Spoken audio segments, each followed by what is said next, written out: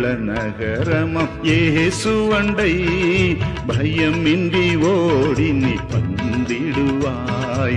சஞ்சலத்திற்கொரு வழி இல்லையே, சந்ததம் அவர் நம்மை காத்துக் கொள்வார், காத்துக் கொள்வார், காத்துக் கொள்வார். சந்ததம் அவர் நம்மை காத்துக் கொள்வார்.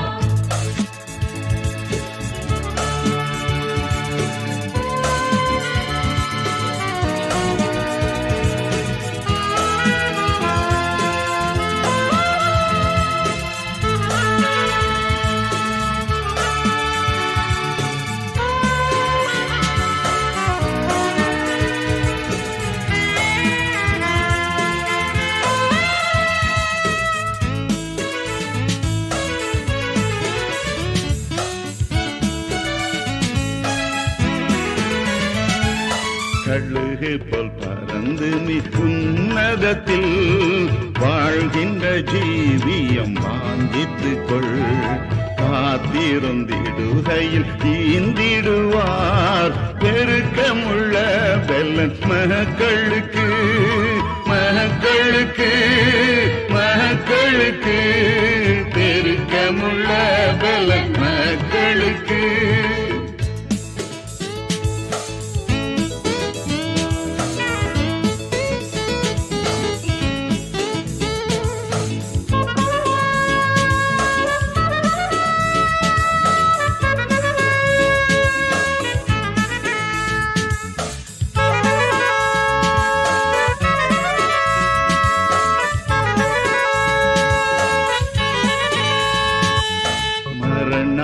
வருகிலும் பயப்படாதே, விரைந்துன்னை கர்த்தர் தான் காத்திடுவார்.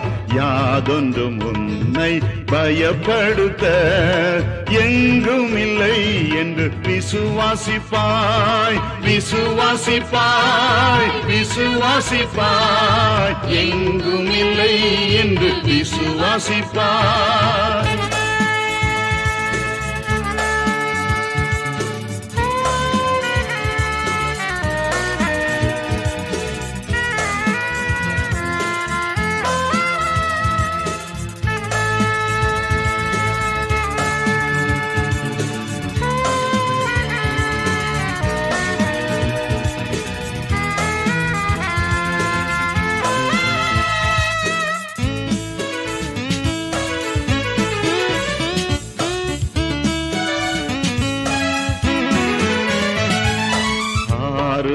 அடையும் அந்நாடு சென்று இயேசுவின் மார்பில் நான் ஆனந்திப்பேன். பரமசுகம் தரும் ஊற்றுகளில் பரனோடு நீத்தியும் பானம் செய்வேன், பானம் செய்வேன், பானம் செய்வேன். பரனோடு நீத்தியும் பானம் செய்வேன்.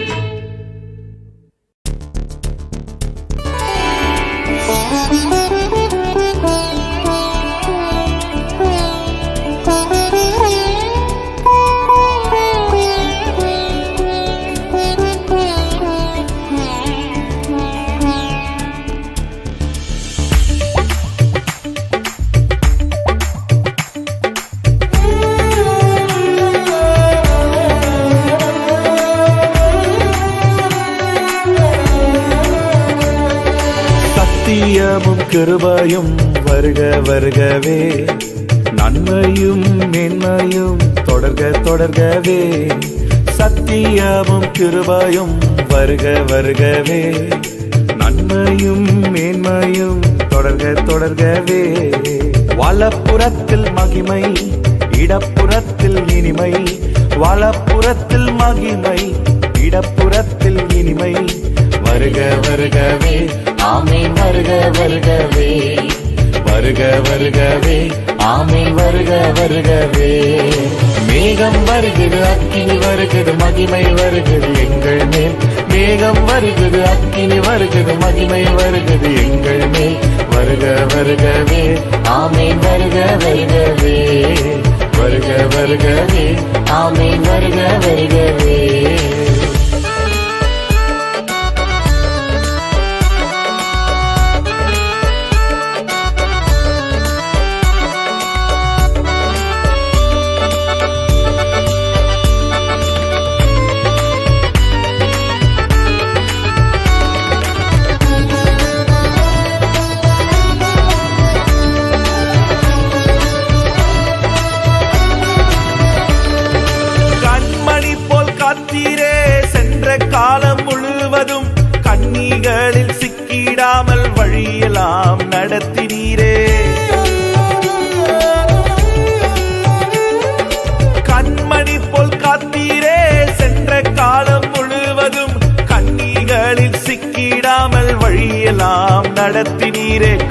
சறுக்கும் வேளைகளில் கிருபை என்னை தாங்கிடுதே.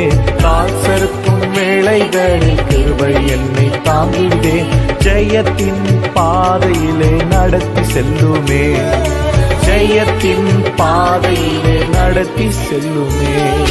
மேகம் வருகிறது, அக்கினி வருகிறது, மகிமை வருகிறது எங்கள் மேல். மேகம் வருகிறது, அக்கினி வருகிறது, மகிமை வருகிறது எங்கள் மேல். வருக வருகவே, ஆமென் வருக வருகவே, வருக வருகவே, ஆமென் வருக வருகவே.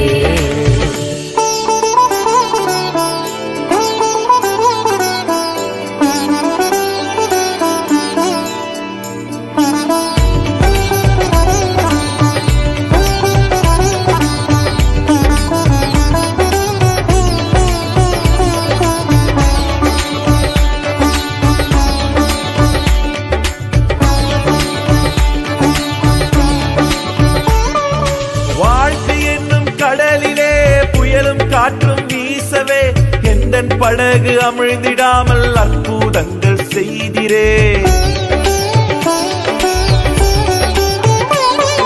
வாழ்க்கை என்னும் கடலிலே புயலும் காற்றும் வீசவே எந்தன் படகு அமிழ்ந்திடாமல் அற்புதங்கள் செய்திரே. சர்வ வல்ல தேவனே காலம் எல்லாம் நடத்துமே, சர்வ வல்ல தேவனே காலம் எல்லாம் நடத்துமே.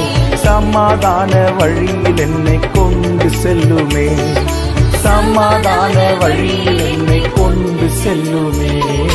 மேகம் வருகிறது, அக்கினி வருகிறது, மகிமை வருகிறது எங்கள் மேல். மேகம் வருகிறது, அக்கினி வருகிறது, மகிமை வருகிறது எங்கள் மேல். வருக வருகவே, ஆமென் வருக வருகவே, வருக வருகவே, ஆமென் வருக வருகவே.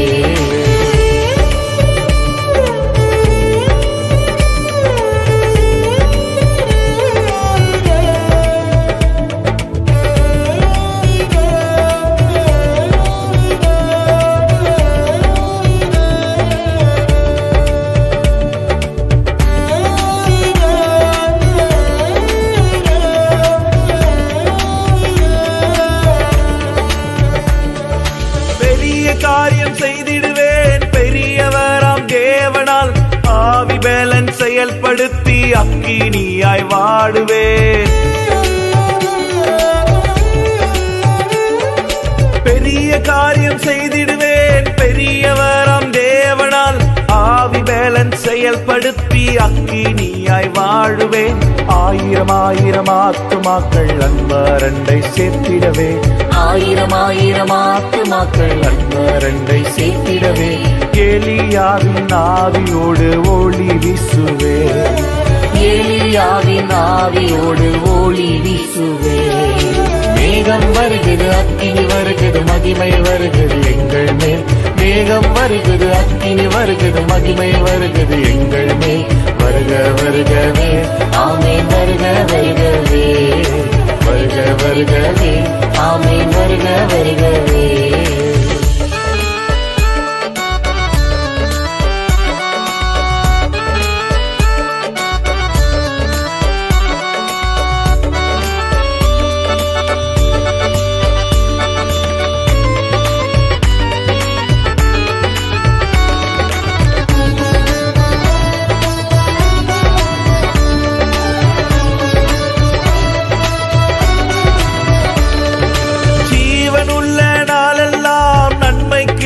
தொடருமே.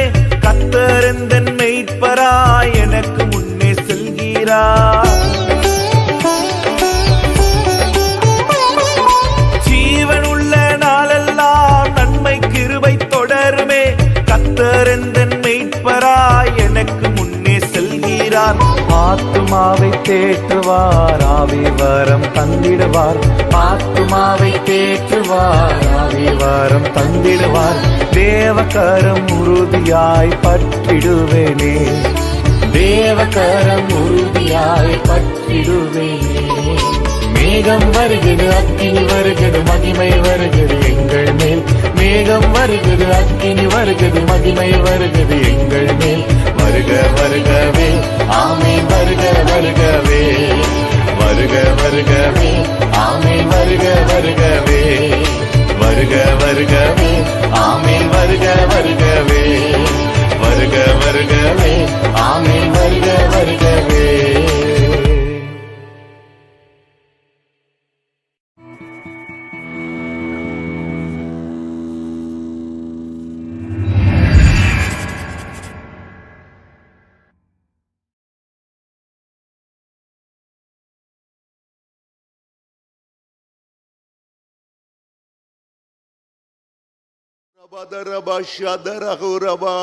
ரட்சிக்க கூடாதபடி உம்முடைய கரம் குறுகி போகவில்லை. அற்புதங்கள் செய்ய முடியாதபடி உம்முடைய கரம் குறுகி போனதில்லை. வல்லமையுள்ள தேவனாய்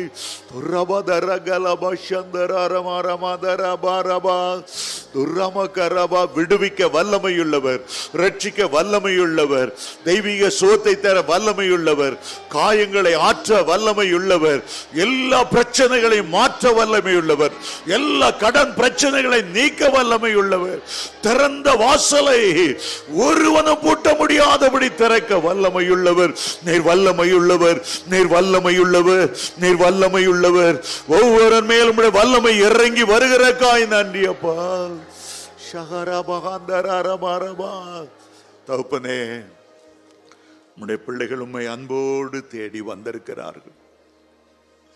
உலகமெங்கும் இருக்கிற பரிசுத்தவான்கள் உம்மை தொழுது கொள்ளும் போது, பரலோகத்தில் உள்ள கேராபீன்கள், சேராபீன்கள், தேவதூதர்கள் தொழுது கொள்ளும் போது, நாங்களும் எங்களுடைய உள்ளத்தை உலகமெங்கும் இருக்கிற பரிசுத்தவான்களோடும் பரலோகத்தில் உள்ள தேவதூதர்களோடும் மரித்த பரிசுத்தவான்களோடும் கூட நாங்கள் எங்களை இணைத்து கொள்ளுகிறோம். எங்களுடைய நாமத்தை கர்த்தர் உயர்த்தும்படி பாராட்டின எல்லா கிருபைகளுக்காக நன்றி அப்பா. தாவீது சொல்லும் போது, கர்த்தர் எங்களுக்கு செய்த எல்லா நன்மைகளுக்காக நாங்கள் உமக்கு எண்ணத்தை செலுத்துவோம், எண்ணத்தை செலுத்துவோம்ப்பா. அவ்வளோ நன்மை செய்திருக்கிறீர். ரட்சிப்பின் பாத்திரத்தை எடுத்துக்கொண்டு உடைய பாதங்களை பணிந்து குனிந்து உமக்கு நன்றி செலுத்துகிறோம். மீண்டும் ஆண்டவரே, ஒரு விசை ஒவ்வொரு மேலும் உடைய கரங்களை வைத்தருளுவீராக, ஒவ்வொருவரையும் ஆசீர்வதிப்பீராக, ஆசீர்வதிப்பீராக, ஆசீர்வதிப்பீராக. எல்லா பிரச்சனைகளும் போராட்டங்களும் குடும்பங்களில் வீசின புயல் காற்றுகளும் கொந்தளித்த கொந்தளிப்புகளும் அமர வேண்டும் என்று ஜெபிக்கிறேன். சமாதானத்தின் தேவனுடைய கரம் குறுக்கிடுவதாக. சமாதானத்தின் தேவன் ஒவ்வொரு வீட்டிலும் இறங்கி உலாவுவீராக. அன்றைக்கு கடல் கொந்தளித்தது, புயல் காற்று வீசினது, நீர் படகில ஏறின போது எல்லா கொந்தளிப்பும் அமர்ந்தது போல, எல்லா புயல் காற்றும் அமர்ந்தது போல உடைய குடும்பங்களில் உள்ள எல்லா பிரச்சனைகளும் மாறும்படி ஜெபிக்கிறேன். உடைய ஜனத்தை ஆசீர்வதியும் இயேசுவின் மூலம் பிதாவே, ஆமென். பிரசங்கி 3ஆம் அதிகாரம் 16ஆம் வசனம். பின்னும் சூரியனுக்கு கீழே நான் நியாய ஸ்தலத்தை கண்டேன். அங்கே அநியாயம் இருந்தது. நீதி ஸ்தலத்தையும் கண்டேன். அங்கே அநீதி இருந்தது. சகல எண்ணங்களையும் சகல செய்கைகளையும் நியாயம் தீர்க்கும் காலம் இனி இருக்கிறபடியால் சன்மார்க்கனையும் துன்மார்க்கனையும் தேவன் நியாய தீர்ப்பார் என்று என் உள்ளத்தில் எண்ணினேன். சாலமோன் ராஜா இந்த வார்த்தைகளை எழுதுகிறார். அவர் வாலிபனாய் இருந்த போதே அவருடைய உள்ளத்திலே ஒரு எண்ணம், ஒரு ஏக்கம் இருந்தது. கர்த்தரோடு அவர் உறவாடி மகிழ்ந்த காலத்திலே, இளமையான காலத்திலே அரசாட்சியின் பொறுப்பை எடுக்க வேண்டிய ஒரு சூழ்நிலை வந்த நிலைமையிலே ஒரு நாள் கர்த்தர் அவருக்கு தரிசனமானாராம். சாலமோனே, நீ விரும்புகிற இதை என்னிடத்தில் கேள் என்று ஆண்டவர் சொன்னார். சாலமோன் தனக்கு தீர்க்காயுசை கேட்கவில்லை.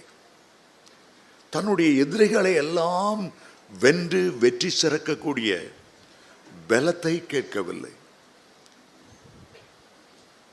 சரீர பிரகாரமாக உலக பிரகாரமான மேன்மைகள் ஒன்றையும் அவர் கேட்கவில்லை.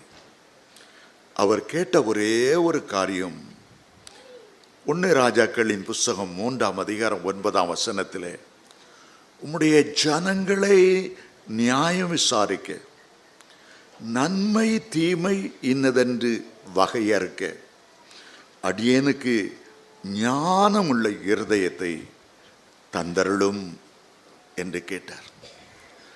ஜனங்களுக்கு நான் நியாயம் செய்யணும், நியாயத்தை நான் புரட்டாதபடி குற்றவாளியை குற்றவாளி என்று தீர்ப்பதற்கு, அவன் குற்றம் செய்த குற்றத்தை நான் ஆராய்ந்து அறிந்து உண்மையாய் மனசாட்சிக்கு விரோதம் இல்லாமல் நியாயம் செய்வதற்கு எனக்கு அந்த ஞானத்தை தாரும். தொழான ஜனங்களுக்கு என்னை ராஜாவாய் அபிஷேகம் பண்ணினீரே, இவர்களெல்லாம் உம்முடைய ஜனங்கள், இவர்களெல்லாம் மனசாட்சி உள்ளவர்கள், உம்மை ஆராதிக்கிறவர்கள். நான் உண்மையாய் அவர்களுக்கு நியாயம் தீர்க்கும்படி ஞானமுள்ள இருதயத்தை எனக்கு தாரும். சாலமோன் ராஜா ஒன்றை அறிந்திருந்தார், ஒரு தேசம் நிலைப்பட வேண்டுமென்றால், ஒரு பட்டணம் நிலைப்பட வேண்டுமென்றால், ஒரு ஜாதி ஜனங்கள் சமாதானத்தோடு சந்தோஷத்தோடு வாழ வேண்டுமென்றால், அதனுடைய அடிப்படை அந்த தேசத்தில் உள்ள நியாயத்தில் இருக்கிறது. அவர் சொல்லுகிறார், நீதிமொழி 14:34 வசனத்திலே, நீதி ஜனத்தை உயர்த்தும், பாவமோ எந்த ஜனத்துக்கும் இகழ்ச்சி. ஒரு நீதி ஜனங்களை உயர்த்தும். நீதி இல்லாமல் போனால் ஜனங்கள் தாழ்ந்து போவார்கள். நீதி இல்லாமல் போனால் தேவனுடைய நியாய தீர்ப்பு வரும். நீதி இல்லாமல் போனால் இயற்கை ஆண்டவர் குலுக்குவார். ஒருவேளை அது பூமி எதிர்ச்சியாக இருக்கலாம், ஒருவேளை அது சுனாமியாய் இருக்கலாம், ஒருவேளை கொள்ளை நோய்களாய் இருக்கலாம். ஒரு நீதி மட்டும்தான் ஜனத்தை உயர்த்தக்கூடியது. ஆனால் இந்த சாலமோன் ஞானி பார்க்கிறார், நியாயஸ்தலம் இருக்கிறது, நீதிமன்றங்கள் இருக்கிறது, ஆனால் அங்கே நீதி கிடைக்கவில்லை. நீதி தடுத்து நிறுத்தப்படுகிறது, அமிழ்த்து வைக்கப்படுகிறது. சண்டாளர் உயர்ந்திருக்கிறார்கள், அவருடைய உள்ளம் துடிக்கிறது. நீதிமன்றத்திலேயே நீதி இல்லையே, இனி ஒரு நீதி வர வேண்டும் என்றால் கர்த்தர்தான் நீதி செய்கிறவர், கர்த்தர்தான் நீதி செய்கிறவர். எல்லா நீதிமன்றங்களுக்கும் மேலான நீதிமன்றம் பரலோகத்தில் இருக்கிறது. பரலோக தேவனாகிய கர்த்தர் நீதியுள்ள நியாயாதிபதி என்று அழைக்கப்படுகிறார். இஸ்ரவேலின் நியாயாதிபதி என்று வேதம் சொல்லுகிறது. பூமி அனைத்துக்கும் அவர் ராஜா. நியாயமாய் விசாரித்து நீதியாய் நிலைநிறுத்துகிறவர் என்று வேதத்திலே வாசிக்கிறோம். அருமையான தேவனுடைய பிள்ளைகளே, நமக்கு ஒவ்வொருவருக்குள்ளும் ஆண்டவர் ஒரு நீதிமன்றத்தை வைத்திருக்கிறார். நீங்கள் யாரா இருந்தாலும், அவன் எந்த மதத்தை சேர்ந்தவனாய் இருந்தாலும், கடவுளே இல்லை என்று சொல்லுகிற ஒரு நாத்தியனாய் இருந்தாலும், அவனுடைய உள்ளத்திலே ஒரு நீதிமன்றத்தை ஆண்டவர் வைத்திருக்கிறார். அந்த நீதிமன்றம் தான் மனசாட்சி என்று சொல்லுவது. மனசாட்சி ஒரு தராசை போல இயங்குகிறது, தராசை போல இயங்குகிறது. ஒருவன் தவறு செய்து விட்டால் மனசாட்சி ஓலமிடுகிறது, கூக்குரலிடுகிறது, நீ செய்தது அநியாயம் என்று உணர்த்துகிறது. நீதியின் குரலை நம்முடைய வாழ்க்கைக்குள்ளே அவர் வைத்திருக்கிறார். ஆனால் ஒரு மனிதன் தொடர்ந்து தவறே செய்து கொண்டிருந்தால் மனசாட்சி மழுங்கி போய்விடுகிறது. பிறகு எதையும் செய்யலாம் என்ற ஒரு துணிகரம் அவனுக்குள்ளே வந்து விடுகிறது. அவன் எப்படி துணிகரமாய் போனாலும் ஒருவர் மேலே இருக்கிறார், அவர் நீதி செய்கிறவர். ஒருவேளை உடனடியாக நீதி கிடைக்காதது போல தோன்றினாலும் நம்முடைய தேச மக்கள் சொல்லுகிறார்கள், அரசன் அன்று கேட்பான், தெய்வம் நின்று கேட்கும். அரசனுக்கு தெரியாதது, அரசனுக்கு மறைக்கப்பட்டது, மனிதனுடைய அந்தரங்கங்கள் ஒரு நீதிபதிக்கு தெரியாமல் இருக்கலாம், ஒரு அரசனுக்கு தெரியாமல் இருக்கலாம்.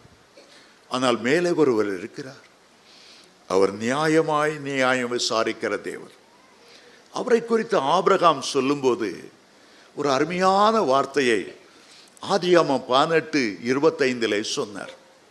சர்வலோக நியாயாதிபதி நியாயம் செய்யாமல் இருப்பாரோ? ஆண்டவருக்கு ஆபிரகாம் கொடுத்த ஒரு பெயர் சர்வலோக நியாயாதிபதி. அவர் நியாயம் செய்யாமல் இருப்பாரோ? அவர் நியாயம் செய்வார். அவர் நியாயம் செய்வார். துன்மார்க்கனையும் அக்கிரமக்காரையும் வேறாய் பிரிப்பார். குற்றவாளியை அவர் குற்றமற்றவனாய் விடாமல் அந்த குற்றத்தை 3ஆம் 4ஆம் தலைமுறை வரைக்கும் நியாயம் விசாரிக்கிற நீதியுள்ள தேவனாய் இருக்கிறார் என்று யாத்ராமம் 20ஆம் அதிகாரம் குற்றவாளியை நான் குற்றமற்றவனாய் விடுவதில்லை, அவனுடைய குற்றம் அவனோடு மாத்திரமல்ல 3ஆம் 4ஆம் தலைமுறை வரைக்கும் கடந்து வரும் என்று இந்த சர்வலோக நியாயாதிபதி நம்முடைய ஆண்டவர் சொல்லுகிறார். யோபு பக்தன் இன்றைக்கு நம்முடைய காலத்திலிருந்து ஏறக்குறைய 5000 ஆண்டுகளுக்கு முன்பாக வாழ்ந்தவர். அந்த யோபு பக்தன் வாழ்க்கையில் ஒரு நீதி இருந்தது. நான் நீதிமான் என்கிற ஒரு சாட்சி இருந்தது. கர்த்தரும் அந்த யோபு பக்தனை குறித்து சாட்சி கொடுத்து சன்மார்க்கனும் துன்மார்க்கத்துக்கு விலகினவனும் நீதிமானும் என்று சாட்சி கொடுத்தார்.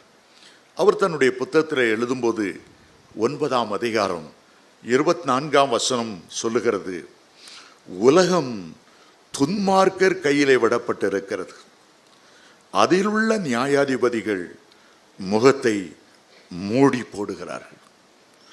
உலகம் துன்மார்க்கரின் கையில் விடப்பட்டிருக்கிறது. 5000 ஆண்டுகளுக்கு முன்பு தீர்க்க தரிசனமாய் அந்த யோபு பக்தன் எழுதுகிறார், உலகம் துன்மார்க்கருடைய கையிலே விடப்பட்டிருக்கிறது, அதில் உள்ள நியாயாதிபதிகள் முகத்தை மூடிக்கொண்டார்கள். நம்முடைய தேசத்தில் ஒவ்வொரு நீதிமன்றத்துக்கு பின்னால் ஒரு சின்னம் இருக்கிறதை பார்க்கலாம். ஒரு தராசு இயங்கிக் கொண்டே இருக்கிறது. 2 தட்டு இருக்கிறது, அது சமமாய் இருக்கணும். ஒரு தலைப்பட்சமாய் நியாயம் தீர்த்து விடக்கூடாது. பணத்தை வாங்கி கொண்டு லட்சமான லஞ்சத்தை வாங்கி கொண்டு மனசாட்சியம் அளிக்க விடக்கூடாது. ஒரு நீதிபதி நேர்மையுள்ளவராய் இருக்க வேண்டும் என்பதற்காக ஒரு தராசு ஒவ்வொரு நீதிமன்றத்திலும் பின்னால் வரையப்பட்டிருக்கிறதை காணலாம். வெளிநாடுகளிலே நீதிக்கென்று ஒரு தேவதை இருப்பது போல, அந்த தேவருடைய கண்களை கட்டியிருப்பது போல, ஒரு தலைப்பட்சமாய் சொந்தக்காரங்க உறவினர்கள் என்கிற வித்தியாசம் இல்லாமல் கண்களை மூடி உங்களுடைய மனசாட்சி என்ன சொல்லுகிறதோ, நியாயம் என்ன சொல்லுகிறதோ அதன்படி செய்ய வேண்டும் என்று அவர்கள் சொல்லுகிறது. அருமையான தேவனுடைய பிள்ளைகளே, வேதம் முழுவதையும் நீங்கள் பார்க்கும்போது 40 நியாய தீர்ப்புகள், பெரிய நியாய தீர்ப்புகள் இந்த பூமியில் வந்ததை பார்க்க முடியும். இந்த வேதாகம புஸ்தகத்துக்கு இன்னொரு பேர் கொடுக்க வேண்டும் என்றால் நீதியின் புஸ்தகம் என்று அழைக்கலாம். முதல் நியாய தீர்ப்பு பரலோகத்தில் தான் ஆரம்பித்தது. தவறு செய்த தேவதூதர்களை, பெருமை கொண்ட தேவதூதர்களை, நான் வடபுறத்தில் உள்ள ஆராதனை கூடத்துக்கு ஏறுவேன், உன்னதமானவருக்கு ஒப்பாவேன் என்று சொன்ன பெரிய தேவதூதர்கள், அபிஷேகம் பண்ணப்பட்ட கேருபுகள், அவர்கள் மேல் தேவனுடைய நியாய தீர்ப்பு வந்ததா. அந்த நியாய தீர்ப்பின் வழியாக அந்த தேவதூதராய் இருந்தவர்கள் பூமியிலே சாத்தானாய், அசுத்த ஆவிகளாய், பிசாசுகளாய் விளந்தன. அவைகளுடைய கடைசி நியாய தீர்ப்பு அக்கினியும் கந்தமும் எரிகிற கடல். பாவம் செய்த தேவதூதர்களையே தப்ப விடவில்லை.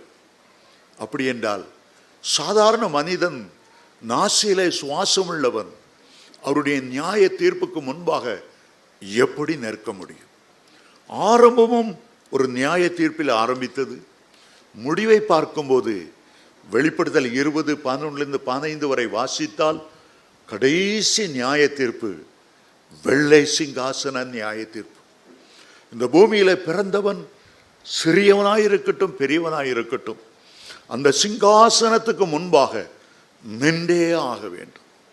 வேறு வழியே கிடையாது. ஆகவேதான் அந்த வசனம் சொல்லுகிறது, மரித்தோரை சமுத்திரம் ஒப்புவித்தது, அக்கினி ஒப்புவித்தது. இந்த பூமியிலே பிறந்த பெரியவனும் சிறியவனும் அந்த வெள்ளை சிங்காசனத்துக்கு முன்பாக நின்றே ஆக வேண்டும். அந்த நியாய தீர்ப்புக்கு ஒருவனும் தப்பவே முடியாது. வேதம் முழுவதும் பார்க்கும்போது தனி நபர்கள் மேல் வந்த நியாய தீர்ப்புகள் உண்டு. ஆதாம் ஏவாள் பாவம் செய்ததினால் தனிப்பட்ட முறையிலும் அவர்களுக்கு நியாய தீர்ப்பு வந்தது. மனு குலமே அவருடைய பாவத்தால் வேதனை பெற வேண்டியதாயிற்று. ஆதி பெற்றோருடைய பாவத்தினால் இன்று வரை தலைமுறையாக ஜனங்கள் நாம் எல்லாரும் அந்த வேதனை அனுபவிக்கிறோம். வேதனையோடு பிள்ளை பெறுவது ஏவாள்ல இருந்து ஆரம்பித்தது. மனுஷ நெற்றி வேர்வை நிலத்தில் சிந்த பாடுபடுவது ஆதாமிலிருந்து ஆரம்பித்தது. சில நியாய தீர்ப்புகள் முழு உலகத்துக்கும்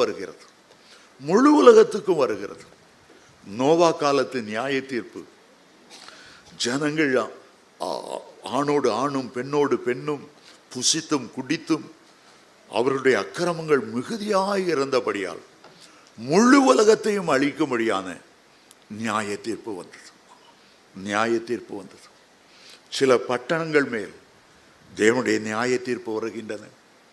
அன்றைக்கு இருந்த சோதம் குமரா அந்த பட்டணங்கள் வானத்திலிருந்து அக்கினியும் கந்தமும் இறக்கி ஆண்டவர் அழித்து போட்டார்.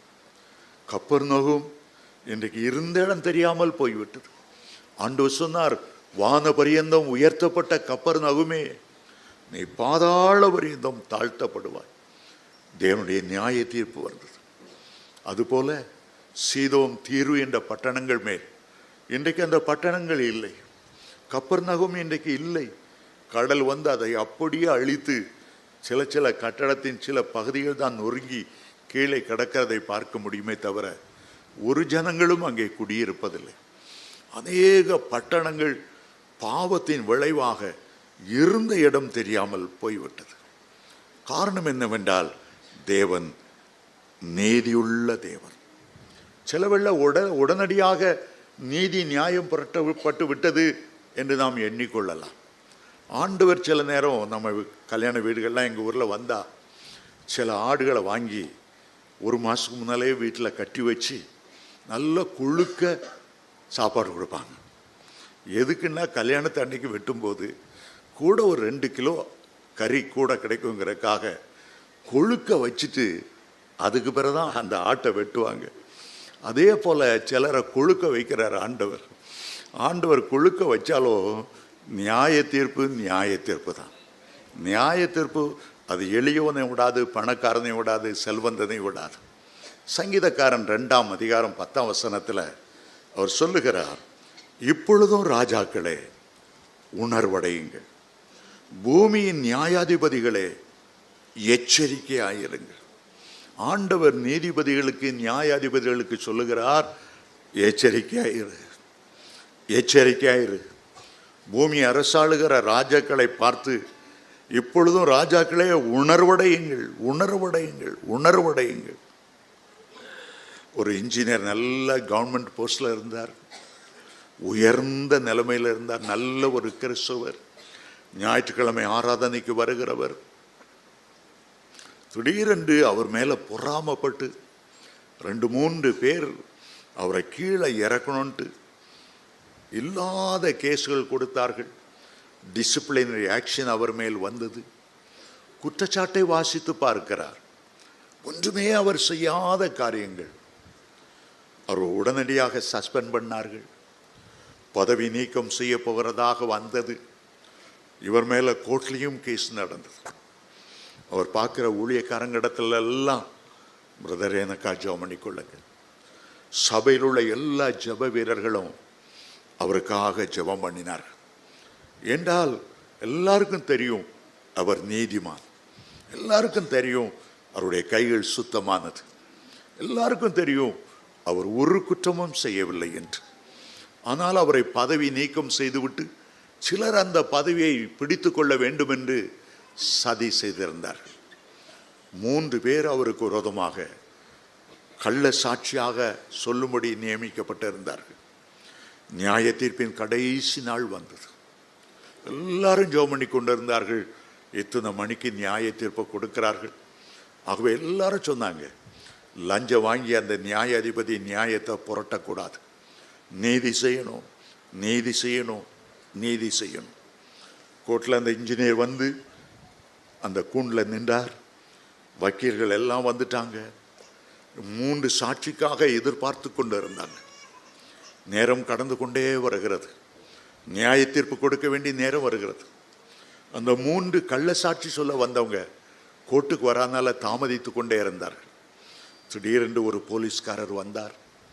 ஜட்ஜியை பார்த்து சொன்னார், அந்த 3 பேரும் ஒரு காரில் வரும்போது திடீர்னு எதிர்பாராத ஒரு லாரி வந்து அந்த கார் மேலே மோதி அந்த 3 பேரும் அப்பளமாகி அப்படியே சத்து போய்விட்டார்கள். ஜட்ஜி அதை பார்த்தார். நம்ம நியாய தீர்ப்பு கொடுப்பதற்கு முன்பாக இறைவனே நியாய தீர்ப்பு கொடுத்து விட்டார். இனிமேல் என்ன விசாரிக்கணும்? அந்த இன்ஜினியரை பார்த்து, நீ ஆராதிக்கிற தேவன் உண்மையுள்ள தேவன், அவர் உனக்கு நீதியை நிலைநிறுத்தினார். ஹல்லேலூயா! கைகளை தட்டி ஆண்டவருக்கு நன்றி செலுத்தும். ஹல்லேலூயா, ஹல்லேலூயா, ஹல்லேலூயா. உலகம் உனக்கு நீதி செய்யாமல் இருக்கலாம், உலகம் உன்னுடைய நீதியை புரட்டலாம், உன்னுடைய சொத்துக்களை அபகரிக்க வேண்டும் என்று பலரும் கள்ள கேஸ்களை கொடுத்திருக்கலாம். இன்றைக்கு சர்வலோக நியாயாதிபதி நம்முடைய மத்தியிலே உலாவிக் கொண்டிருக்கிறார். அவர் நீதி செய்யும் போது அந்த நீதியை யாரும் தடுக்கவே முடியாது. உலகம் ஆச்சரியப்படுகிற விதத்திலே அவர் நீதி செய்வார், அவர் நீதி செய்வார். நீதி புரட்டப்படுகிறது என்று ஒருபோதும் எண்ணி கலங்கி விடாதே. கர்த்தருடைய நியாய தீர்ப்பு வரும்போது யாராலும் தப்பவே முடியாது. பூமியின் ராஜாக்களே எச்சரிப்படையுங்கள், நீதிபதிகளே நடுநடுங்குங்கள் என்று பரலோக ராஜா சொல்லுகிறார். கர்த்தர் நீதி செய்கிறவர், கர்த்தர் நீதி செய்கிறவர். அவர் நீதி உள்ள நியாயாதிபதி. அவருடைய நியாயத்தை யாரும் புரட்டவோ தடுக்கவோ முடியாது. உங்களுக்கு நீதி கிடைக்கவில்லை என்றால், உங்களுடைய குடும்பத்தில் நீதி கிடைக்கவில்லை என்றால், உங்கள் மாமியார் மாமனார் வீட்டில் நியாயமாய் உங்களுக்கு கிடைக்க வேண்டிய சொத்து உங்களுக்கு கிடைக்கவில்லை என்றால், ஆதியாகமம் 18:25 பிடித்து கொள்ளுங்க. வானத்தை பார்த்து சொல்லுங்க, சர்வலோக நியாயாதிபதி நீ நியாயம் செய்யாமல் இருப்பீரோ, சர்வலோக நியாயாதிபதி நீ நியாயம் செய்யாமல் இருப்பீரோ. உங்களுக்கு நியாயமாய் கிடைக்க வேண்டிய ப்ரமோஷன் வரலையா? உங்க இடத்துல மற்றவங்களை அப்பாயின்மெண்ட் பண்றாங்களா? உங்க குடும்பத்திலேயே பாக பிரிவினை வைக்கும்போது உங்களை ஒதுக்கி வைத்து விடுகிறார்களா?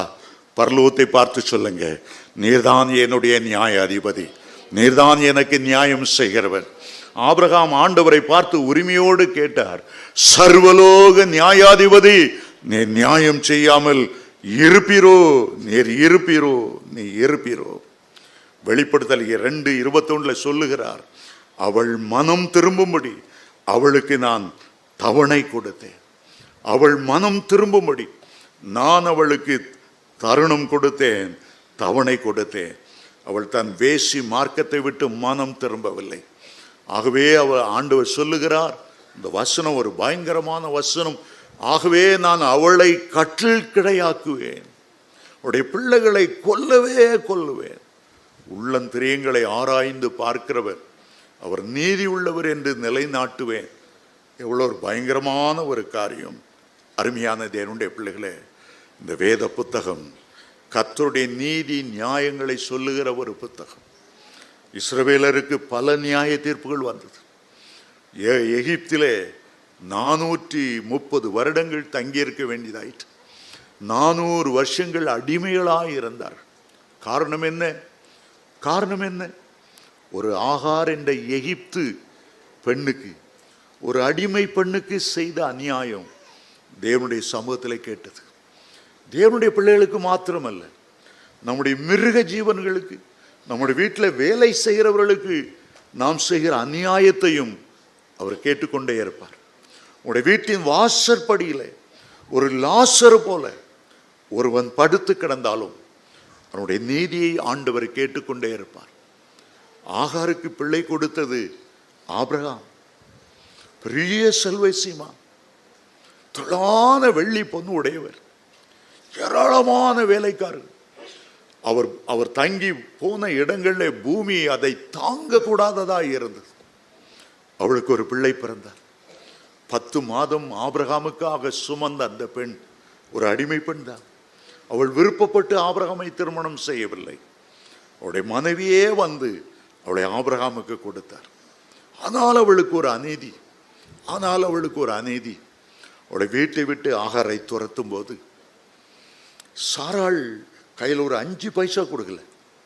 ஆபிரகாம் அவ்வளவு சீமானா இருந்தும் கூட ஒரு 10 மாடை வைத்துக்கோ, ஒரு 100 பொற்காசை வைத்துக்கோ, எனக்கு மனைவியா இருந்தாயே, எனக்கு பிள்ளையே உன்னுடைய கற்பத்திலே சுமந்தாயே, ஒரு உதவியும் செய்யாமல் வெறும் ஒரு துருத்தி தண்ணி, சில அப்பங்கள், இதை வைத்து அவ எங்க போவா? எவ்வளவு நாள் வாழ முடியும்? நம்முடைய ஊர்ல டைவர்ஸ் ஆகும்போது ஜீவரட்சணை செய்யணும், காம்பன்சேஷன் செய்யணும். உன் வருமானம் எவ்வளவு, இதில் பாதி கொடுக்கணும், உன் பிள்ளைக்கு நீ இவ்வளவு ஃபிக்ஸடில் போட்டு விடணும். சும்மா உலக கோட்டெலாம் ஏமாத்திட முடியாது. ஆனால் அவளுக்கு பாருங்க, இந்த வாலிப மானம் வச்சிருக்கிறா, எங்கே போவா? எத்தனை வருஷம் அடிமையாய் அந்த வீட்டில் இருந்துட்டா, வேலை செய்துட்டா, ஒன்றும் கொடுக்காமல் துரத்தி அனுப்பினார். துருத்தி தண்ணீர் தீர்ந்தது. தண்ணி எவ்வளோ நேரத்துக்கு வரும்? 4-5 அப்பம் எவ்வளோ நேரத்துக்கு வரும்? ஒரு நேர சாப்பாடு அல்லது 2 நேர சாப்பாடு, அவ்வளோதான் அவளுக்கு கிடைத்தது. அவ்வளோ பெரிய செல்வசியமா இருதயத்தை கடினமாக்கி கொண்டு சாராளினுடைய பேச்சை கேட்டுக்கொண்டு அவளை அனுப்பிவிட்டார். ஆகவே தான் ஆண்டவர் சொன்னார், உன்னுடைய பிள்ளைகள் 430 வருஷங்கள் அந்நிய தேசத்திலே அடிமைகளாயிருப்பார்கள். அந்த அந்நிய தேசம் ஆகார் இருந்த அதே தேசம், எகிப்தின் தேசம். அந்த தேசத்தில் பாருங்க, ஒரு சின்ன காரியமாய் தோன்றலாம், ஆனால் ஆண்டவர் சர்வலோக நியாயாதிபதியாய் இருக்கிறார். அவர் நிச்சயமாய் நியாயம் செய்வார். இன்றைக்கு 4 பேரை உங்களுக்கு முன்பாக நிறுத்த விரும்புகிறேன். அவருடைய காரியத்திலே ஆண்டவர் எப்படி நீதி செய்தார், நியாயம் செய்தார். நமக்குள்ளே உண்மையிலேயே ஒரு தேவ பயம் இருக்கட்டும். ஒரு நாள் அந்த வெள்ளை சிங்காசனத்துக்கு முன்பாக நிற்க போகிறோம் என்கிற எண்ணம் இருக்கட்டும். உலகத்திலே அநேக அநியாய தீர்ப்புகள் வரும்போது நம்முடைய உள்ளம் என்ன எண்ணுகிறது? கடவுள் இருக்கிறாரா? இப்படி அநியாயமான தீர்ப்பெல்லாம் வருகிறது. அப்படியானால் பயபக்தியாய் வாழ்ந்து என்ன பிரயோஜனம்? நான் ஏன் பயபக்தியாக வாழணும்? ஏன் அநியாய தீர்ப்புகள் வரும்போது எண்ணுகிறோம்? இந்த சென்னை சிறைச்சாலைகளிலே இவ்வளோ பேர் ஏன் அடப்பட்டு கிடக்கிறாங்க? அவங்களுக்கு பணம் இல்லாதனாலையா? அல்லது வக்கீல்கள் சரியாக வாழாதனாலையா? என்ன இது மாதிரி அநியாயம் செய்தாலும் பணம் கொடுத்து தப்பி விடலாம். ஜனங்களுக்குள்ளே போக போக போக போக ஒரு நீதி நியாயத்தை குறித்த ஒரு எண்ணம் இல்லாமல் போய்விடுகிறது. அருமையான தேவனுடைய பிள்ளைகளே, நாம் உலக போலீஸுக்கோ அல்லது கோர்ட்டுக்கோ அல்லது நீதிமன்றத்துக்கோ நாம் மதிப்பு கொடுக்கிறோம். ஆனால் நமக்கு உள்ளத்தில் தெரியும், ஒரு நீதி உள்ள நியாயாதிபதி நமக்காக பரலோகத்தில் இருக்கிறார். அவர் நீதி செய்வார். எந்த மனுஷனும் தப்பவே முடியாது. அவருடைய கண்களுக்கு மறைவானது ஒன்றுமில்லை. ஆண்டவர் நியாயம் தீர்க்கும் போது நம்முடைய உள்ளான எண்ணங்கள், நினைவுகள், தோற்றங்கள் அவருக்கு மறைவானது ஒன்றுமில்லை. என்னுடைய உட்கார்தலையும் எழுந்திருக்கிறதையும் நீர் அறிகிறீர். கர்த்தருடைய பார்வைக்கு மறைவானது ஒன்றுமே இல்லை என்று வேதம் சொல்லுகிறது. முதலாவது ஒரு நபரை உங்களுக்கு முன்பாக நிறுத்துகிறேன். அவள் பெயர் மிரியாம். அவள் மோசேனுடைய சகோதரி. வேத பண்டிதர்கள் சொல்லுகிறார்கள், அவளுக்கு மோசேயை விட அவள் ஏறக்குறைய 14 வயதுக்கு மூத்தவளாய் இருந்திருக்க வேண்டும் என்று சொல்லுகிறார்கள். மூத்த அக்கா, தம்பிதான் மோசே. ஆனால் அந்த தம்பியை பற்றி அவள் முறுமுறுத்தாள். அவள் வீணான ஒரு பழியை சுமத்தினாள். தம்பி என்கிற உரிமையிலே அவள் பேசினாலும் ஆண்டவர் அதை கேட்கும்போது அது குடும்ப விவகாரம் என்று எடுத்துக்கொள்ளவில்லை. தன்னுடைய ஊழியக்காரனுக்கு விரோதமாய் பேசினதாக ஆண்டவர் எடுத்துக்கொண்டார். ஆகவே என்னாகுமா 12ஆம் அதிகாரம் 1ஆம் வசனம் சொல்லுகிறது, மோசே திருமணம் செய்த எத்தியோப்பியா பெண் ஸ்திரீ நிமித்தம் மிரியாமும் ஆரோனும் அவனுக்கு விரோதமாய் முறுமுறுத்தார்கள். கர்த்தர் மோசே கொண்டுதான் பேசினாரா, எங்களை கொண்டு பேசினதில்லையா என்று சொன்னார்கள். ஆண்டவர் அவருடைய கான்வர்சேஷனை கவனித்து கேட்டுக்கொண்டே இருந்தார். மத்தேயு 12:36 சொல்லுகிறது, மனுஷன் பேசுகிற ஒவ்வொரு வார்த்தைக்கும் அவன் கணக்கு ஒப்புவிக்க வேண்டும். ஒவ்வொரு மனுஷன் பேசுகிற வார்த்தைக்கு அவன் இஷ்டப்படி பேச ஆண்டவர் அளவு பண்ணுவதில்லை. இஷ்டப்படி பேசினால் அதை நியாய தீர்ப்புக்குள்ளே கொண்டு வருவார். அவர்கள் என்ன பேசினார்கள்? மோசேக்கு விரோதமாக பேசினார். அவர்கள் எண்ணவில்லை, கர்த்தர் கேட்டுக்கொண்டிருக்கிறார். பரலோக கேமராக்கள் அங்கே பொருத்தப்பட்டு இருக்கிறது. ஒரு பில்டிங்ல யார் வரா யார் போறா அவங்களுக்கு தெரியாது. பல கேமராக்கள் அங்கே இங்கே இருக்கும். பரலோக தேவனுடைய கேமராக்கள் உலகமெங்கும் பொருத்தப்பட்டு இருக்கிறது. அவருடைய கண்கள் பார்த்து கொண்டு இருக்கிறது. ஒவ்வொரு வீணான வார்த்தையும் நியாய தீர்ப்பிலே கொண்டு வருவார். ஆகவே ஆண்டவர் அழைத்து விட்டார். ஆரோன் இங்கே வா, மோசே இங்கே வா, பிறகு மிரியாம் இங்கே வா சொன்னார். உங்களில் ஒருவன் தீர்க்கதரிசியாய் இருந்தால் அவனோடு கூட நான் சொப்பனத்தில் பேசி தரிசனத்தில் என்னை வெளிப்படுத்துவேன். என்னுடைய தாசனாகிய மோசே என்னுடைய வீட்டில் எங்கும் உண்மையுள்ளவன். என் தாசனாகிய மோசே பூமியில் உள்ள எல்லா ஜனங்களிலும் சாந்த குணமுள்ளவர். அவன் என்னுடைய ஊழியக்காரன். மோசேக்கு விரோதமாக பேசுவதற்கு உங்களுக்கு பயமில்லாமல் போனது என்ன? கர்த்தருடைய கோபம் ஒரு நிமிஷம் இறங்கினது. வேதம் சொல்லுகிறது, மிரியாம் வெண் குஷ்டம் போல, வெண் பஞ்சை போல, உறைந்த மழையை போல அவள் குஷ்டமாய் மாறினாள். அருமையான தேவனுடைய பிள்ளைகளே, என்ன பயங்கரம், என்ன நாற்றம்! வேதத்தில் குஷ்டரோகம் என்பது தேவனால் கொடுக்கப்படுகிற ஒரு சாபம். குஷ்டரோக வியாதி குடும்பத்திலே வருகிறதென்றால் சாபம். கேயாசி நாகமான் ரதத்தின் பின்னால் ஓடின போது எலிசா கொடுத்த சாபம், அந்த நாகமானின் குஷ்டரோகம் உன்னையும் உன்னுடைய சந்ததியையும் பிடிக்கும். பயங்கரமான சாபம். பல நோய்கள் தலைமுறையாய் வருகிற காரணம் என்ன? கர்த்தருடைய சாபங்கள். கர்த்தருடைய சாபங்கள் அவ்வளவு பயங்கரமாய் வரும். நான் சின்ன கிராமத்திலிருந்து வருகிறேன். இந்த கிராமத்திலே ஒரு ஆலயம் உண்டு, ஒரு ஐயர் உண்டு.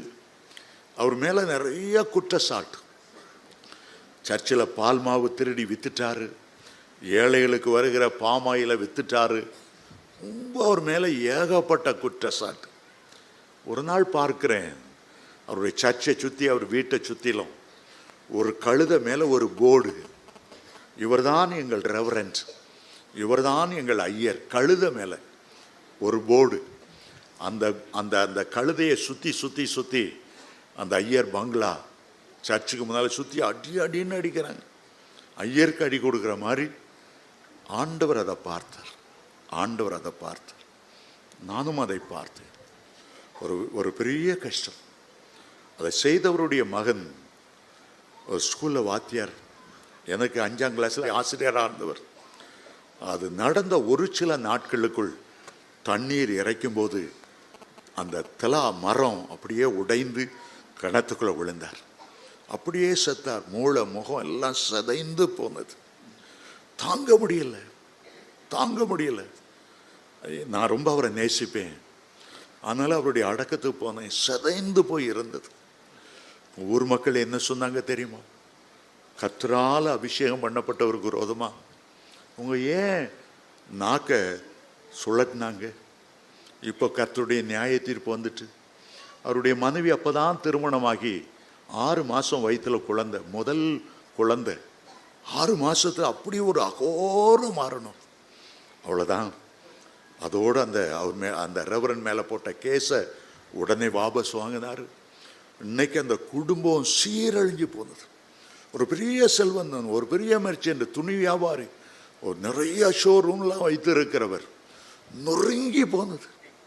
சில மாதத்துக்கு முன்னால் அவங்க மகன், அந்த பணக்காரன், அந்த ஐயர்னு சொல்லி அடித்த ஆளுடைய மகன் இங்கே அவனுடைய ஆஃபீஸுக்கு வேலை கேட்டு வந்தான்.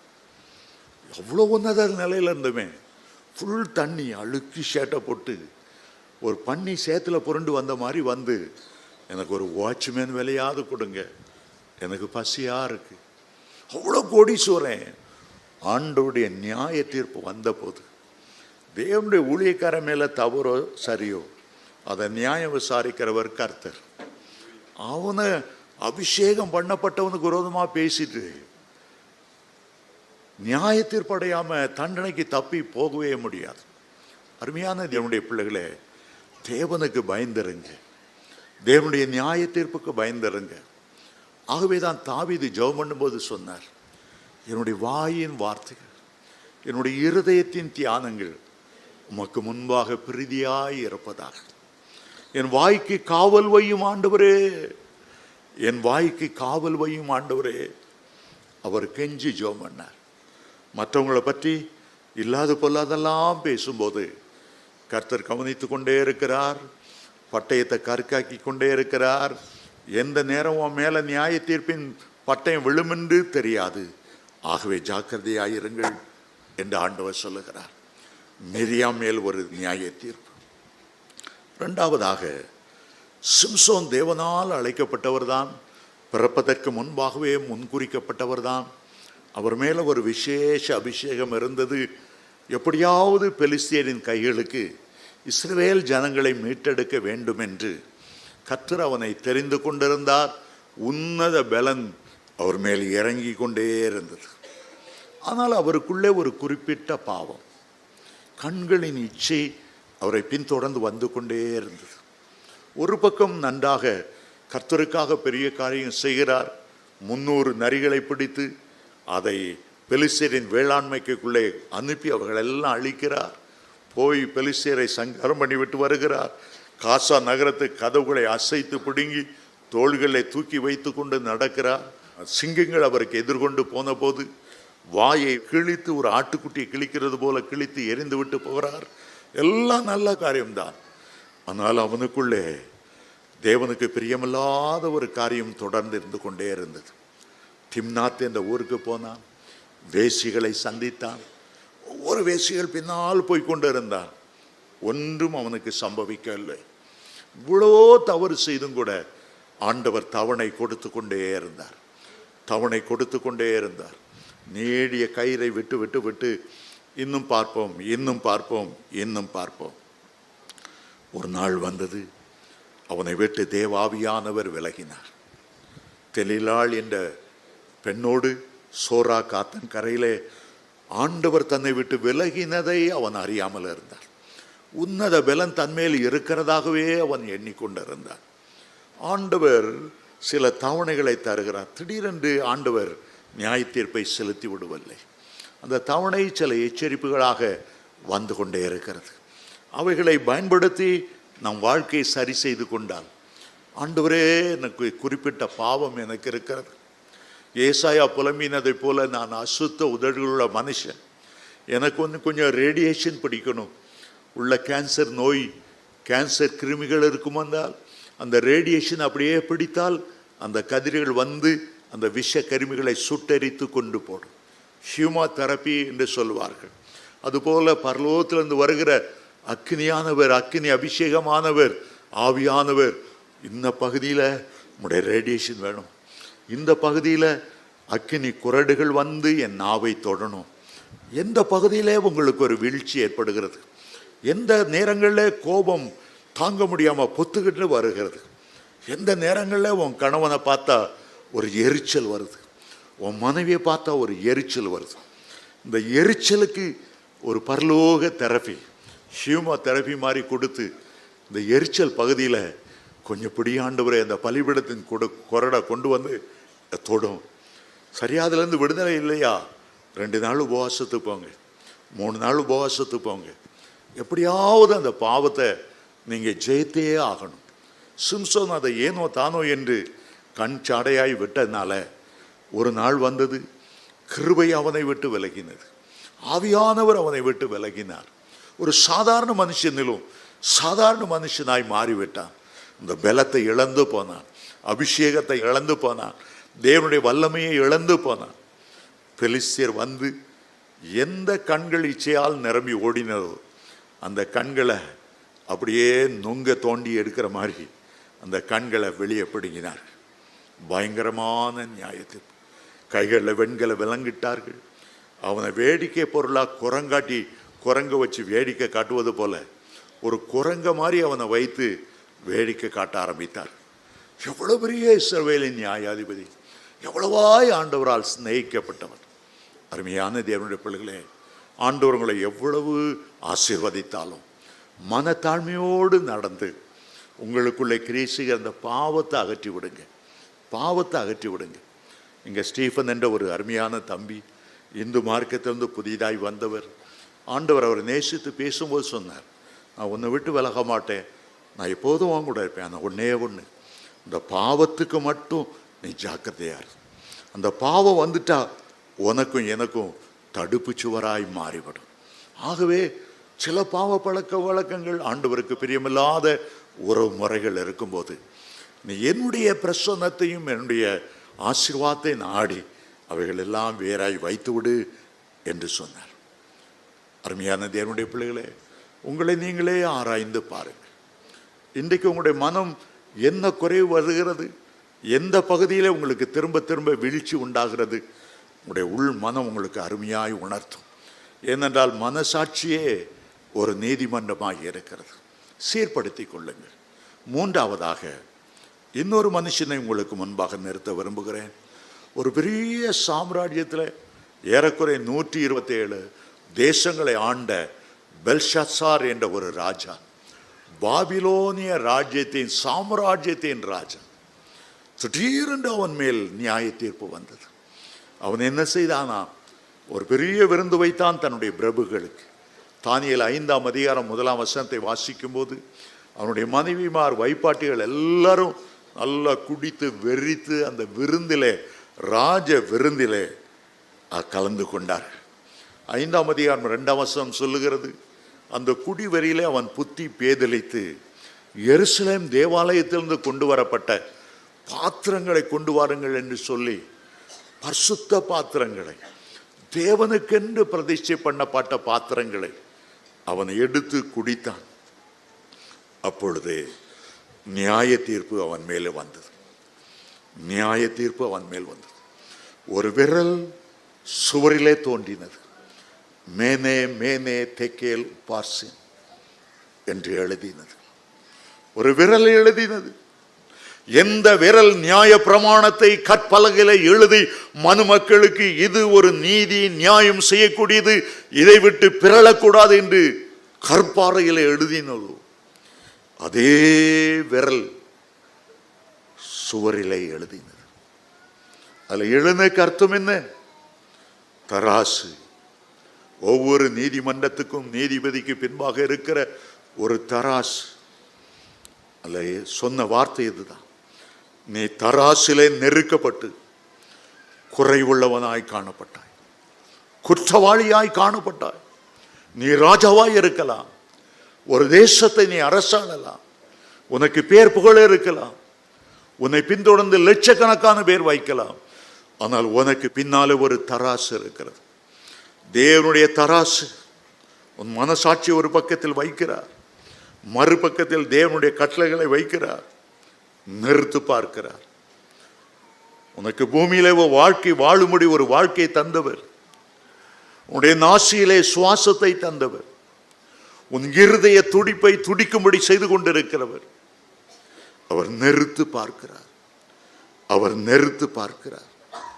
உன்னுடைய ஒவ்வொரு செயலையும், அந்தரங்கத்திலே செய்த செயல்களை எல்லாம் நியாயத்திலே கொண்டு வந்து நிறுத்துகிறவர். அவருக்கு தானியேல் அந்த வார்த்தைகளை வாசிக்க வரும்போது முக்கியமாய் ஒரு வார்த்தை சொன்னார். உன்னுடைய சுவாசத்தை தம்முடைய கையில வைத்திருப்பவரும் உன் வழிகளுக்கெல்லாம் அதிகாரியாய் இருக்கிறவருமான கர்த்தர் உன் வாழ்க்கையை நிறுத்து பார்க்கிறார். நீ குறைவுள்ளவனாய் காணப்பட்டாய், வேதம் சொல்லுகிறது, ஒரு பெரிய சாம்ராஜ்யமாக இருந்தாலும், எத்தனையோ தலைமுறைகள் ராஜாக்கள் பல தேசத்துக்கு யுத்தத்துக்கு போய் ஜெயங்கொண்டு வந்தவர்களாக இருந்தாலும், அந்த ஒரு கையெழுத்து பாபிலோன் சாம்ராஜ்யத்துக்கே ஒரு முடிவை கொண்டு வந்தது. அந்த இரவே பெல்ஷஸ்ஸார் கொலை செய்யப்பட்டார். தன்னுடைய சுவாசத்தை கர்த்தருடைய கையில் வைத்திருக்கிறவர், உன் இருதய துடிப்பை கையில் வைத்திருக்கிறவர். நீ ஆடாத ஆட்டம் ஆடலாம், ஒரே செகண்டில் ஹார்ட் அட்டாக் வந்ததுண்டா உன் ஹார்ட் நின்று போகும். ஒரே செகண்டில் ஒரு ஆக்சிடென்ட் நடந்ததுண்டா உயிர் போயிடும். பயங்கர பூமி எதிர்ச்சி வந்து பூமி வெடிச்சு ஒரே நிமிஷத்தில் ஆயிரக்கணக்கான பேர் பாதாளத்துக்கு இறங்கி போக முடியும். 20 லட்சம் பேர் நேபாள் தேசத்தில் ஒரு பூமி எதிர்ச்சி மறிச்சு போனாங்க. ஆண்டவர் பெல்ஷஸ்ஸார் ராஜாவை பார்த்து சொன்னார், வாழை ஆட்டாத, ஆண்டவர் நொறுக்கிடுவார். உன் சுவாசத்தை தன்னுடைய கையில் வைத்திருக்கிறவர், உன்னுடைய இருதய துடிப்பை வைத்திருக்கிறவர். நீ பெரிய ஆள் நினைக்காத, ஒரே நிமிடத்தில் இல் பொருளாய் போய் விடக்கூடும். பெல்ஷஸ்ஸார் அன்றைக்கே மரணம் அடைந்தார். ஆண்டவர் எச்சரிப்பு பாருங்க, உங்களுடைய ஒவ்வொரு வாழ்க்கையும் அவருடைய தராசை சீர்தூக்கி பார்த்து கொண்டே இருக்கிறார். நீ அந்தரங்கத்தில் செய்கிற ஒவ்வொரு காரியத்தையும் அவர் வெளியிலே நியாய தீர்ப்பில் கொண்டு வந்து நிறுத்துவார். அப்சலோம் தாவீதின் மகன்தான். ஆனால் அவனுக்கு பெருமை வந்து என்ன செய்தானா, தாவீதை கீழ்ப்படுத்தணும், மட்டம் தட்டணும், தாவீதின் ராஜ்யத்தை பிடுங்கணும், தனக்குன்னு ஒரு குரூப்பை சேர்த்தான். தாவீதை மட்டம் தட்டக்க என்ன செய்தானாம், தாவீதினுடைய மறுமனை ஆட்டிகளை சூரிய வெளிச்சத்தில் சகல இஸ்ரவேல் ஜனங்களும் பார்க்கும்படி அவன் கற்பழித்தானாம். 10 பேரை அவன் அப்சலோம் கற்பழித்தான் என்று சொல்லுகிறார்கள், எல்லாரும் பார்க்கும்படி. ஏன்னா தாவீது செய்த ஒரு காரியம் அவருடைய மகன் செய்தார். தாவீது இன்னொருடைய மனைவியை எடுத்து அரண்மனைக்குள்ளே கொண்டு போய் விபச்சாரம் செய்தபடியால் அந்த தாவீதுக்கு ஒரு நியாய தீர்ப்பு வந்தது. நீ இதை ஒளிப்பிடத்தில் நீ செய்தாய், ஒருவரும் காணவில்லை என்று நீ செய்தாய். ஆனால் இதே குற்றத்தை உன்னுடைய மனைவிமார் வெளியில் சூரிய வெளிச்சத்தில் ஜனங்கள் பார்க்க கற்பழிக்கப்படுவார்கள். என்ன பயங்கரமான நியாயத்தீர்ப்பு, என்ன பயங்கரமான நியாயத்தீர்ப்பு நடந்து. அப்சலோமி ஆண்டவர் விடலை, அவன் 10 பேரை கற்பழித்தனால அவன் கோவேரி கழுத வேகமாய்க்கும் போது அவன் முடி கருவாலி மரத்தில் தொங்குனது. யோவாப்புடைய வீரர்களில் 10 பேர், கரெக்டாக 10 பேர் நெஞ்சில் அம்பால குத்து குத்து குத்து என்று குத்தி அவனுடைய பிரேதம் அந்த கருவாலி மரத்தில் தொங்குனது. ஆண்டவர் நீதி உள்ள நியாயாதிபதி.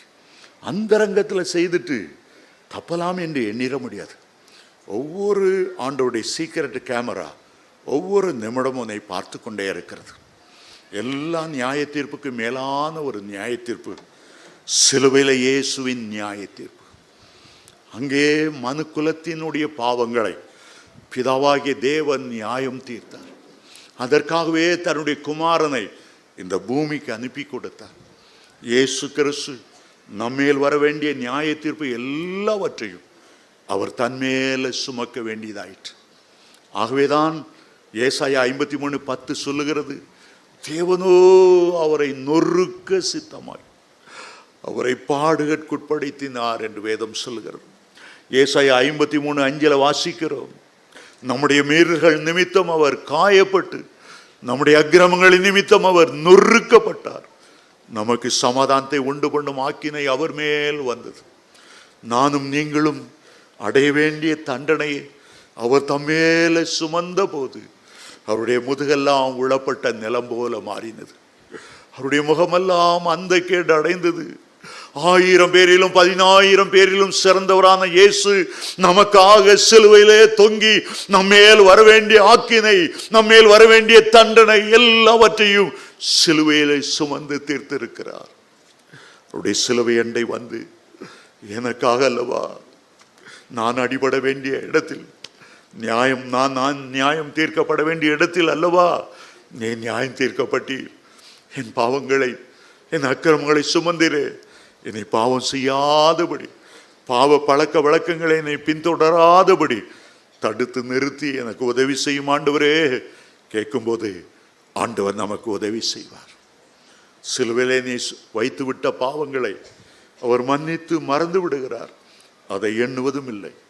கிழக்குக்கும் மேற்குக்கும் எவ்வளவு தூரமோ அவ்வளவு தூரமாய் உன்னுடைய பாவங்களை உன்னை விட்டு அகற்றிவிட்டேன். இனி அதை எண்ணாமலும் இருப்பேன். கடலின் ஆழத்தில் நான் போட்டு விடுகிறேன். நான் அதை திரும்ப கொண்டு வருவதில்லை. அருமையான தேவனுடைய பிள்ளைகளே, குற்ற மனசாட்சியினால் வாதிக்கப்பட்ட ஒரு வாழ்க்கை வேண்டாம். சிலுவை அண்டை வந்து விடுங்க. சிலுவை அண்டை வந்து விடுங்க. எல்லா நியாய தீர்ப்பிலும் கொடிய நியாய தீர்ப்பு அந்த சிலுவை நியாய தீர்ப்பு தான். அவர் செய்த பாவங்களால் அல்ல, நாம் செய்த பாவங்களால் அவர் நியாயம் தீர்க்கப்பட்டார். ஆகவே ரோமர் 8ஆம் அதிகாரம் 1ஆம் வசனம் சொல்லுகிறது, கிறிஸ்துவுக்கு உட்பட்டவர்களாய் இருந்து எவர்கள் மாம்சத்தின் கிரியை செய்யாமல் ஆவியின்படியே நடக்கிறவர்கள் எவர்களோ அவர்களுக்கு நியாய தீர்ப்பு இல்லை. அவர்களுக்கு நியாய தீர்ப்பு இல்லை. வெள்ளை சிங்காசனத்துக்கு முன்பாக எல்லாரும் நிற்கும் போது நமக்கு நியாய தீர்ப்பு இல்லை. ஏன் நியாய தீர்ப்பு இல்லை? என் மேலே வர வேண்டிய நியாய தீர்ப்பை ஆண்டவர் தான் ஏற்றுக்கொண்டார். அவர் மேலே வந்து விட்டது. அவருடைய பிள்ளைகளாகிவிட்டோம். அவருடைய இரத்தம் நம்மை கழுவி சுத்திகரித்து இருக்கிறது. அருமையான தேவனுடைய பிள்ளைகளே, ஆகவே குற்ற மனசாட்சி இல்லாமல் எப்போதும் சந்தோஷத்தோடு ஆண்டவரை ஆராதிங்க. ஆண்டவர் செய்த பெரிய கிருபை நம்முடைய பாவங்களையும் அக்கிரமங்களையும் தன்மையில ஏற்றுக்கொண்டு நம்மை விடுதலையாக்கினது.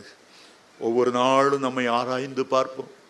சிங்காசனத்துக்கு முன்பாக, வெள்ளை சிங்காசனத்துக்கு முன்பாக நின்று கொண்டு இருக்கிறது போல எண்ணி, இந்த ஆண்டவர் என்னை பார்த்து கொண்டே இருக்கிறார் என்கிற எண்ணத்தோடு நம்மை நாமே சுத்திகரிக்க கடமைப்பட்டு இருக்கிறோம். 1 கொரிந்தியர் 11ஆம் அதிகாரத்தை ஒவ்வொரு திருவிருந்து அரணையிலும் வாசிக்கிறோம். நம்ம நாமே நிதானித்து அறிந்தால் நாம் நியாயம் தீர்க்கப்படும். ஒவ்வொரு நாளும் நம்மை சுத்திகரித்து கர்த்தருடைய வருகைக்காக ஆயத்தமாகணும். நம்மை நாமே வெண்மையாக்கி கொண்டு சிலுவை அண்டை வந்து நின்று அவருடைய இரத்தத்தால் கழுவப்பட்டு, ஆவியானவர் அண்டை வந்து நின்று அவருடைய அபிஷேகத்தால் கழுவப்பட்டு, வேத வாக்கியங்களை வாசித்து இதன்படி நடந்திருக்கிறேனா நம்மை தாமே சுத்திகரித்து கொண்டு கிறிஸ்துவனுடைய வருகைக்கு செல்வதற்கு நாம் ஆயத்தமாவோம். கர்த்தர் உங்களை ஆசீர்வதிப்பாராக.